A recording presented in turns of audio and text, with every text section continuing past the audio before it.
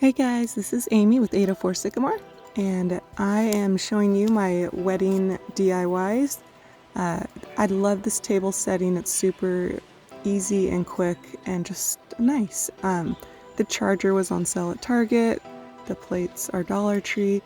The napkin was on sale at Hobby Lobby. And I'm just tying a knot, so it's a no fuss, no napkin ring type situation. I just love it. And biodegradable confetti is perfect.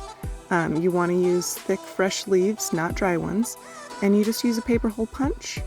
About a teaspoon goes in a little baggie. Finish it off with this cute label. You can find that on my blog for free, and you're good to go. And then you have some awesome confetti.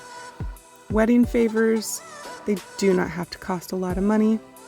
You can just print and cut your own labels. I designed these ones. They're on the blog for free too. Fill up cute little pouches with candy, tie on your tag, and you're good to go. You have a nice little favor. And of course, a really sweet centerpiece. You just use a lantern, attach some fairy lights. Make sure the lights work before you secure it in there. But you can just tape it up out of sight. And then I just wrapped the extra cord around the battery pack, and I taped that too. And the fairy lights just fill it up, and it's adorable. It makes a really pretty centerpiece, daytime or night.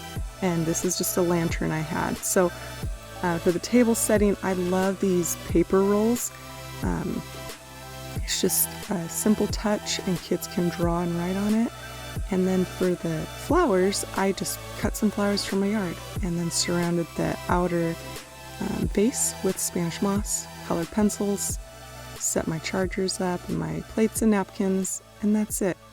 Couldn't be more simple. Thanks for watching.